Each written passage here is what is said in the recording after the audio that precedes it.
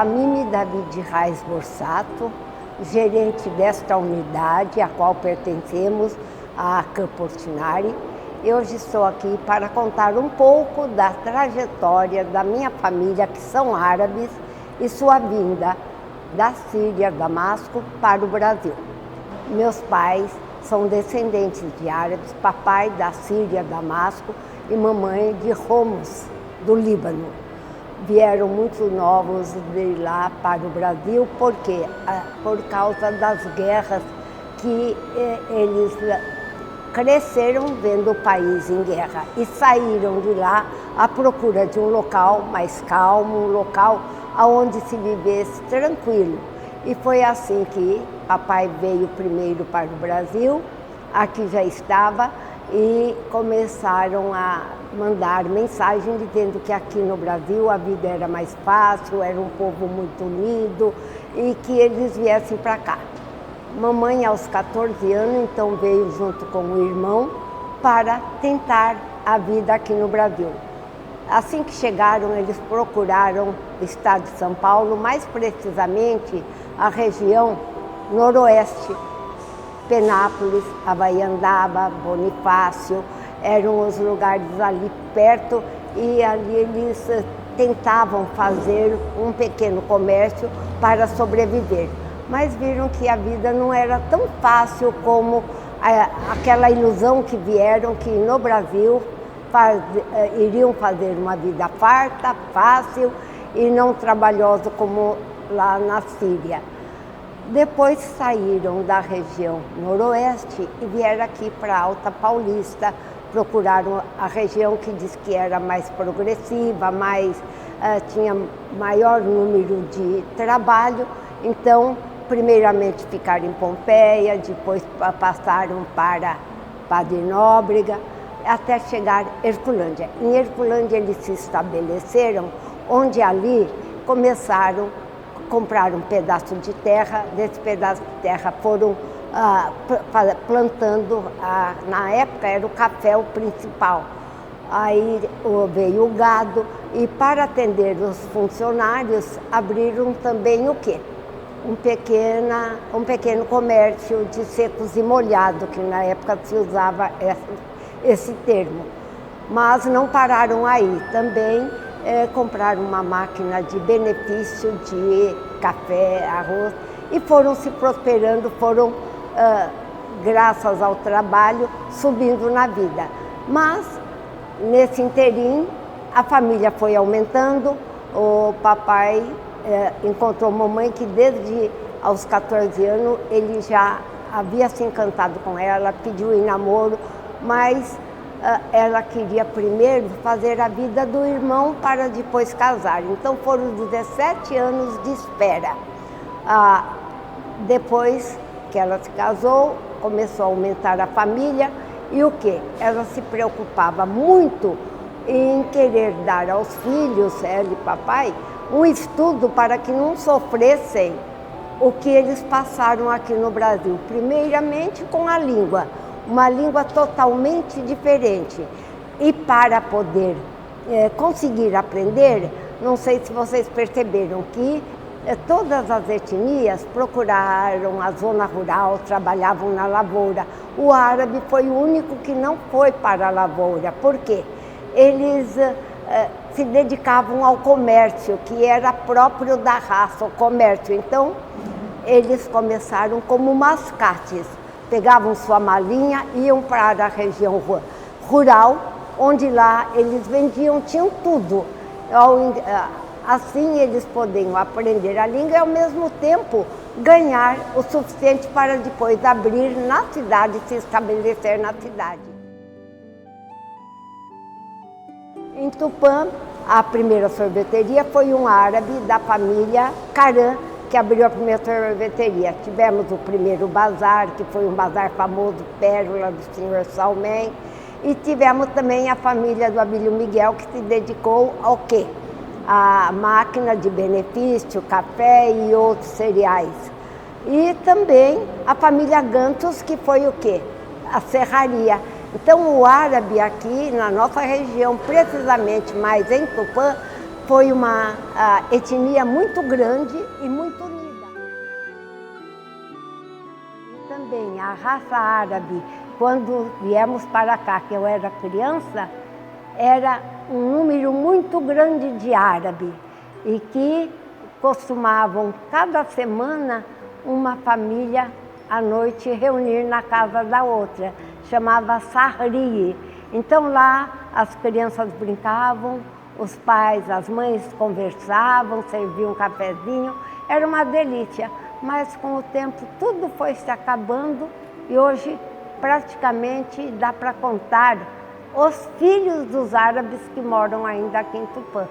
Famílias que eu sei é a dos Reis, que é a minha família, Rompe, a família do Abílio Miguel e do Nório, só que eu conheço como árabes aqui de Tupã, porque as famílias foram indo embora, os filhos estudando fora e os pais acompanhando.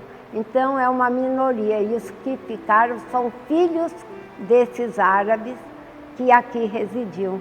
Então a colônia resumiu-se praticamente a um número muito pequeno, não podendo passar essa cultura que para mim é uma cultura muito bonita e que infelizmente vai se apagando aos poucos.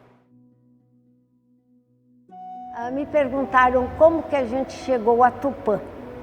Nós somos de uma família muito grande, éramos em 12 pessoas e como todos teriam que estudar e moravam numa cidade pequena, então nossos pais falaram, não queremos que eles sofram o que nós sofremos para trabalhar e vencer na vida. Pelo menos um diploma nós queremos dar a cada filho. E a cidade mais próxima que tinha recurso era Tupã. Então passamos as mulheres a estudar no colégio Nossa Senhora Auxiliadora e os homens no colégio Dom Bosco. Então foi uma luta muito grande para educar os 8 e fazer com que cada um tivesse o seu diploma na mão, a qual a gente tem muito que agradecer aos nossos pais, que hoje cada um tem sua vida independente graças à força e o trabalho de nossos pais para que nós pudéssemos vencer e não ter que trabalhar e lutar como eles lutaram para poder vencer. E quando mudamos para cá, nossos pais compraram a casa na Caetés, não tinha asfalto, era tudo mato, era uma cidade assim, em crescimento. Mas, graças a Deus, essa cidade foi crescendo, a gente acompanhou, praticamente acompanhei o progresso de Tupã pela minha idade. E foi assim que, até hoje, essa casa existe na Caetés, desde a década de 50 até o momento. É claro que passou por reforma, mas é como assim o local aconchegante, embora os pais tenham ido embora, mas ficou a casa da mãe, a casa do pai. E eu me orgulho de pertencer, do povo árabe, que é um povo muito carinhoso, um povo que se importa muito com os filhos, com o seu futuro. Os árabes conseguiram deixar a raça brasileira o quê? Muito da sua cultura, principalmente no que tange a culinária árabe. Muitos pratos são conhecidos e muitos ainda desconhecem. Os mais conhecidos e pedidos são o quibe cru, o quibe assado, a esfirra, a coalhada, o zátar, que todo mundo fala o que é. O zátar é tipo de um pó que coloca-se junto com a coalhada e muito azeite e toma-se no café da manhã. Então é imprescindível você chegar na casa de um árabe que não tem a coalhada e o zátar.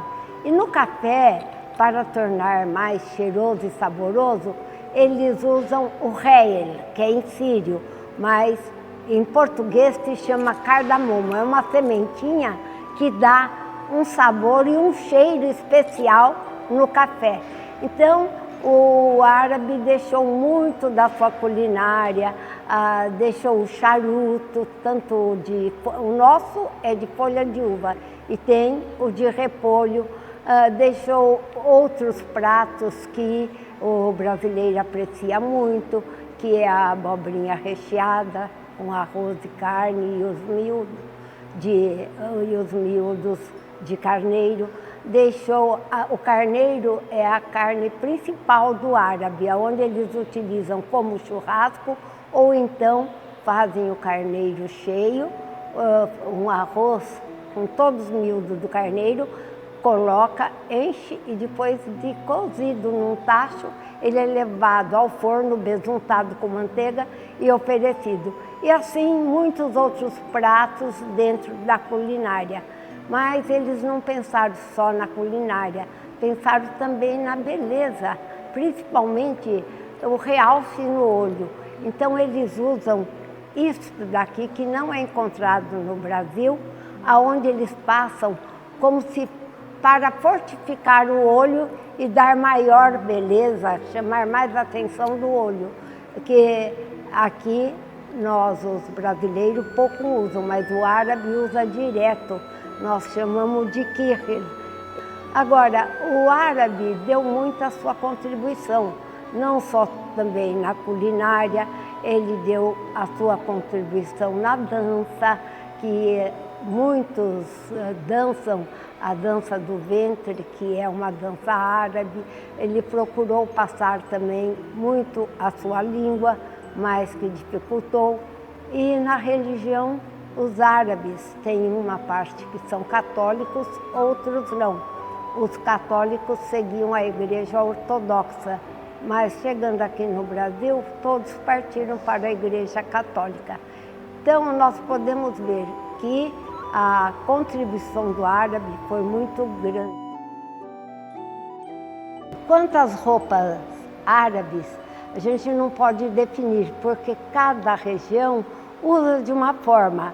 Onde meus pais nasceram e vieram, eles usam essa roupa que está na vitrina, é usada em ocasiões especiais, como casamento, umas festas religiosas, que geralmente eles têm que cobrir a cabeça. Já esta roupa que eu estou usando é mais para senhorio, para senhoras em festividade.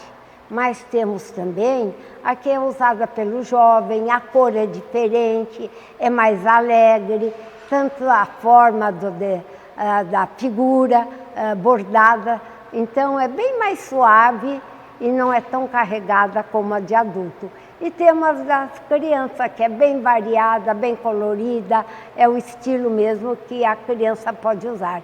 Então são vestimentas que é normal usá-las pela etnia árabe.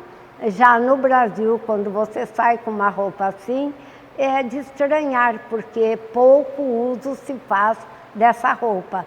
Como eu tenho todos os tipos de roupa. Uma das vezes eu saí, eu fiquei envergonhada, porque todo mundo olhava como se fosse algo totalmente estranho eu estar com um tipo de burca indo à igreja. Então, essa roupa é muito usada. Já numa capital, em São Paulo, ninguém estranharia, porque na mesquita muitas pessoas vão com esse estilo de roupa. Já aqui em cidades menores, a gente tem que entender como não é conhecido. Então, eu só tenho que agradecer e dizer que eu sou feliz em pertencer à raça árabe, mas viver no Brasil, um país que nos acolheu, um país que acolheu todos os nossos familiares e que aqui nós vivemos, aqui, se Deus quiser, ficaremos por mais algum tempo e agradecendo ao Brasil pela oportunidade de ter recebido todo o povo árabe e muito bem recebido. E nós, filhos, agradecer não só aos nossos pais, ao Brasil, que é a terra que escolhemos para viver. Anihip, o Brasil, Michel, o Brasil, Talakati, Kil, árabe. Eu amo o Brasil porque o Brasil acolheu todos os árabes.